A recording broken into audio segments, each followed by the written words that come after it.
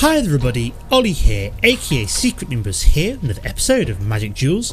So for today's episode we're back with the red deck wins. I think I'm going to keep this hand.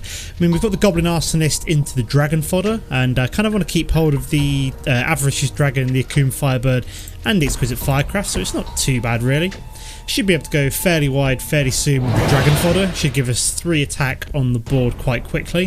Hopefully if we draw into a land or two. Well, one land essentially puts him at a virtual 16 life already because of the Exquisite Firecraft, which is quite nice. So we've got to hope that... oh, very nice. We actually managed to find ourselves a second Dragon Fodder, which is pretty cool. So we should be able to go very wide. Providing we see no red or black, we know that we're fairly confident to go as wide as possible here. The only thing that's going to be problematic with these tokens is something like a displacement wave, but that's fairly uncommon when it comes to the current meta anyway. So I'm, like I said, more worried about actual board wipes from like black or red. So this is obviously blue-green at the moment, so there's nothing to be too worried about. So we basically need to get him down by another 15 damage just to actually then put him in the Exquisite Firecraft range. So he's Evolving Wild for turn number 2. So he's gone for the black. Okay, now we need to start being a bit worried. So if he's got black, that implies to me that he's now got maybe a Languish somewhere. And if it's got Incubated or Salvage Drone, that also implies that this could be some kind of like mill deck essentially. So I'm going to swing with all 3 of these. See if he blocks. I'm assuming he might not because he wants the ingest. Although mill against red deck wins isn't exactly the end of the world. So yeah, it looks like he's playing some kind of mill maybe. If he's playing with the Eldrazi with the ingest and the Sultai colours. So it's just what I'm assuming here. Okay, so we've got the double black, and I think, yeah, this is definitely a mill deck. So yeah, we need to just beat him down as fast as possible. I'm expecting Fogs in here somewhere, and he's not swinging with the Salvage Drone, which is interesting. Okay, we've got the Fiery Impulse, which is good, because that means we can now just burn you down. Swing for 4. Okay, he gets to draw a card and then discard a card, I think it is, with the Salvage Drone. Yes, it is. I thought it was. So we'll play the second Dragon Fodder probably next turn now. We've got the Foundry Denizen on the board. Okay, so he got rid of an adverse condition, so tap up to 2 target creatures. I did not read that. Why did I have to discard a card or 2 cards? Oh, was that Sphinx's Tutelage? Ah, I see, yes. I was like, why did I have to suddenly discard cards there? I'd forgot he'd already played out the Tutelage. So we've got to get him down another 8 damage in the next 2 turns ideally before we get milled down too heavily. So I'm assuming he's probably got Languish somewhere. So what do we lose? Wow, we lost a lot there. So he's got Blister Pod. Can't play Languish yet, which is good. And he's got FLESHBAG Marauder, so we're probably just going to nuke the Goblin Arsonist, I suspect. Which means we can then ping off the 3-1 because he obviously already sacrificed his Blister Pod. So he's got a Eldrazi Scion on the battlefield. We're going to find another Goblin Arsonist is useful, but I think we'll go for the Dragon Fodder this turn. Maybe force him to block with the Scion by presenting him the fairly pumped up Foundry Street Denizen. Yeah, another 2 land would have been nice to get. We still need a 3rd land to play out Exquisite Firecraft here. I mean, Sphinx's Tutelage, I forgot how brutal that is against a mono-coloured deck like this. Because obviously, providing I thought it wasn't going to be too much of a problem before realising that because we're mono-coloured, we're essentially going to get milled down a lot more heavily than... Yeah, we just lost 2 cards there, which isn't too bad, but we are losing our mana, which we do need. Okay, so he's played another FLESHBAG, which is kind of bizarre. I don't know why he would have done that. Especially he's only got this, so he has to essentially sacrifice his... Now he's just being a troll by pausing in. But yeah, he's being a troll at this point because he knows that he's probably going to lose. So yeah, he's being a massive troll, which isn't really that funny, but it's just the way he's deciding to play here. You know, playing the rank 16 Al Rashid for the first game here. Be nice if we topped a mana next turn, which would allow us to actually play the Exquisite Firecraft out. And he's still making choices because he's trying to wind down the clock here because he's just trying to be a complete and utter troll at this point. He's like, ha ha ha, I'll take as long as possible because I know I've probably lost. It's like, real funny, mate. Everybody loves a comic, don't they? Yeah, he's just trying to decide, trying to push it out for as long as possible, knowing that he's probably going to lose.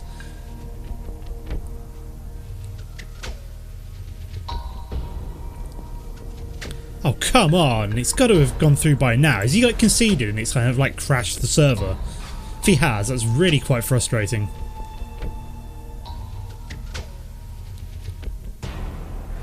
I know he was freaking out by pausing so much.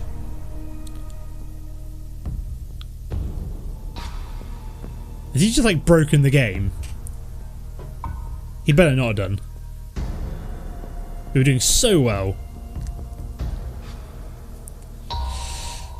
Well, I'm going to be right back, babe. I'll be right back. And if he actually decides to start playing again, then we'll resume. If not, then I'll probably see you in a second game. Okay guys, so we're actually here for a second game. That guy, I think he may have conceded after he decided to like stop what he was doing and essentially just broke the game. So I had to just concede. I wasn't going to sit there for like 10 minutes or whatever hoping that he like came back or whatever. So it just broke. So I just gave up and conceded and lost a rank. So that was annoying, as I'd gone all the way up to rank 16 there. And I've had to drop back down to 15. And for the game number 2, playing the rank 13 Kaisis. So we start off with the Goblin Glory Chaser this turn, which is quite a nice start. So yeah, I'm quite annoyed by that previous game, the fact that he did concede there, or I'm assuming he conceded while he was making the decision for the FLESHBAG Marauder, which does have a habit of breaking the game like that. So I think we shall. Do we Goblin Warpaint or do we just Majoring Bully? I'll try swinging first. Like for example, if I play out a Goblin Warpaint and he actually then just burns it, then it's a bit of a waste. Okay, which he hasn't, so that's pretty cool. So we're going to push through that 1 point of damage and menace our creature, and then we're just going to Majoring Bully this turn. It's quite nice. So we've got a couple of auras and a Titan Strength to push through the prowess damage if we need it. Do have a Foundry Street Denizen as well as backup. So yeah, it looks like we're playing maybe red-green ramp here. I'd be expecting some kind of acid moss shenanigans coming from a deck like this. Oh no, we got a Flaring Flamekin. Interesting. Wasn't expecting that.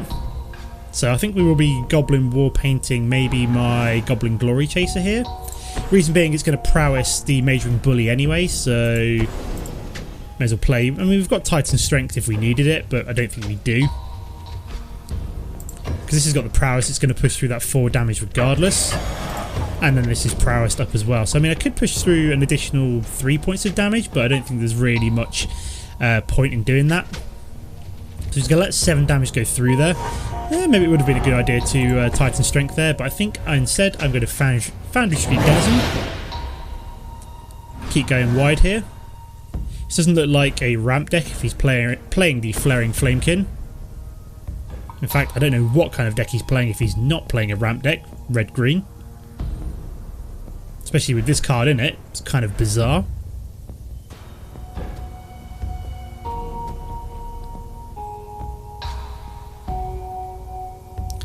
Just waiting for Mr. Kaisis to do something now. I mean, we've got a pretty decent board here.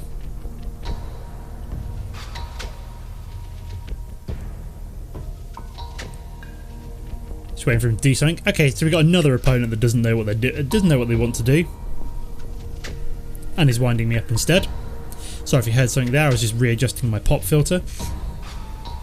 Just sat a little bit too close to the microphone. Okay, we've got an Infectious Bloodlust. Interesting. Wow, that's gone up to a 6/5. That's pretty crazy. If he swings, could work for me.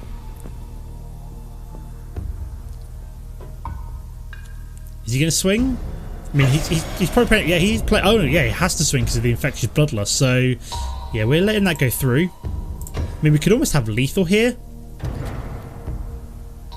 What's this guy? He's going to pump it up. Swell of Growth. Gets +2/+2 until end of turn. So he doesn't have a land in his hand, otherwise that would have gone down to the battlefield. So yeah, he's pretty much lost at this point. Let me just think about this. So how much damage have we got? Ooh, this is almost perfect. So we've got Goblin Glory Chaser. So we've got perfect amount of mana here. So we'll start off with you. So how much have we got? We've got 4. So let me just add this up. So we've got 4. We've got 8. We've got 10. Yeah, we've got lethal here. So we Goblin Warpaint you. How much is that? So you've prowess. So we've got 7, 9, 12. Is that right? 7, 9, 12. Yeah, that's lethal. Exactly lethal. There we go. That was a pretty fun, aggressive match. So interesting from him. Don't know what kind of deck he's playing. It's like red-green auras. But let's move on to game number 3. Okay, guys, here we are for game number 3. I completely missed who we're playing there, but we'll check it out in a second. This I don't think I want to keep, whereas this hand I probably do. So we'll start off with the Foundry Street Denizen. We're playing the rank 18 Tumatawenga, something like that.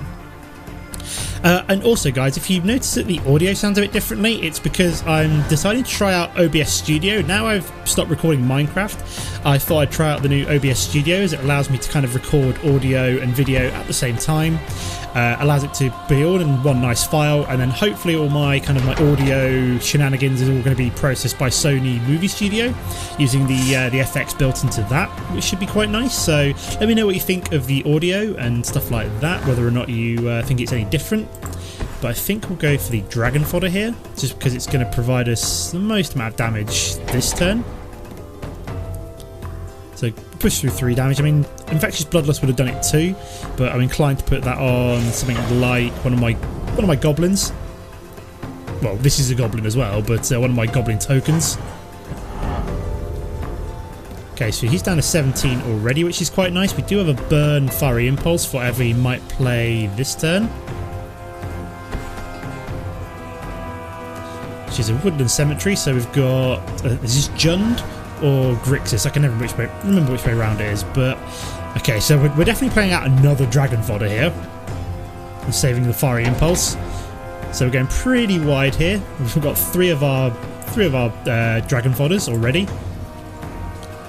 Let's push through that 5 damage. I almost want to save the third one, just in case, for example, he has like a board wipe. So we've taken him down to 12 already.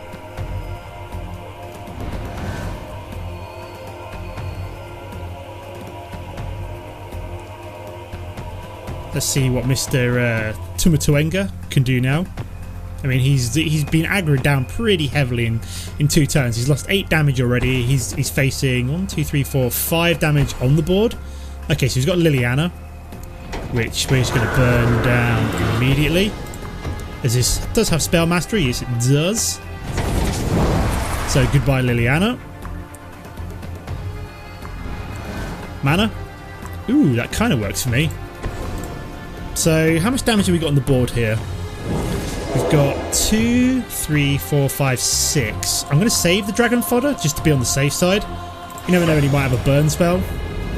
So we'll push through that 6 damage. We'll save a Dragon Fodder with the Infectious Bloodlust, potentially, just in case he does have a burn spell. So this is like my emergency backup, is what I'm thinking. Could have pushed through 2 more damage that turn and gotten down to 4. I mean, if I had, for example, if I'd drawn into a instead of that land, if I'd drawn into an Exquisite Firecraft, I would have definitely have just gone for it there. But he's played the Elvis Visionary.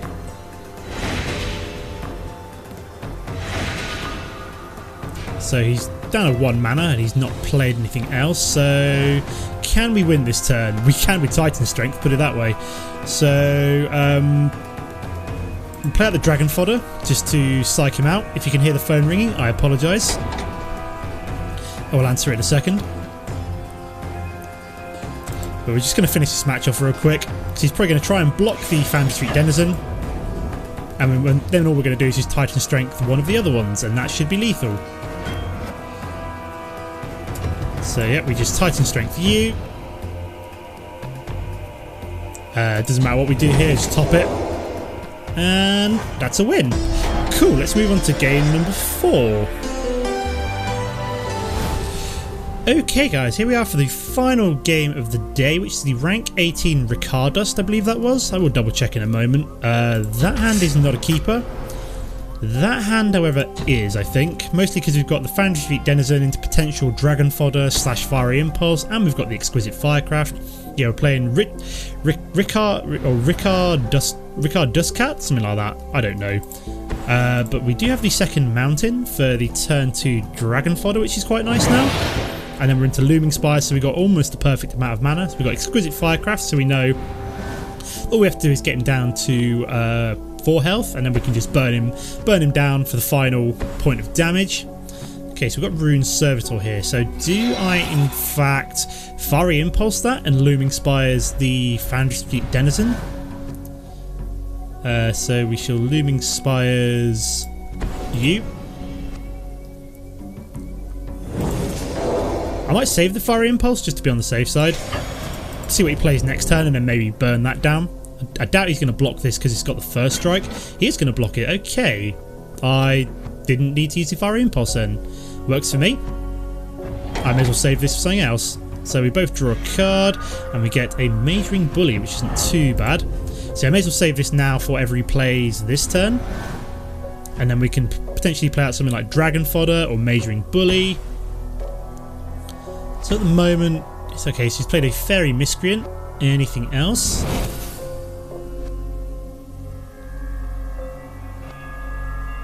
So we will fight potentially Fiery Impulse on his end step. There we go. Okay, so I think we will Dragon Fodder this turn. Start going wide. So this will swing for 3.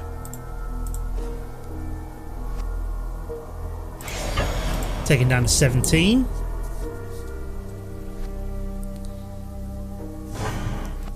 Marvellous. Next turn we could do like a Majoring Bully Goblin Warpaint combo and just kind of swing for 5, I suppose that would be.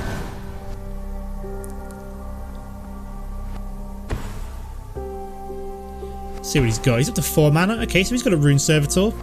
That's okay. And he's got a Reave Soul, so essentially I'm guessing this is probably going to be Reaved Souled. Yes it is.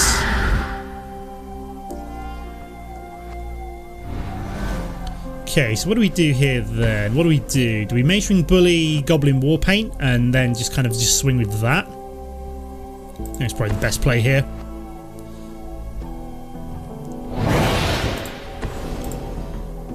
He can't really afford to have 5 damage go through, so I think we might swing with the goblins as well. Just try and push through that much damage. I mean, he might decide to block the 5/5, or he might just decide he's going to block one of my goblins. That's okay. So that means we're pushing through 6 damage. So that's why I decided to attack with all of them. It's kind of almost like a feint. It's like, yeah, I'd rather you destroy one of the weaker goblins. So we can use that as a ruse again next turn, so we can like potentially play out Titan Strength. Maybe even Titan Strength up the what's it called? Okay, so he's going to Bone Splinters my what's it called? Majoring Bully. So we drew a mana out of that.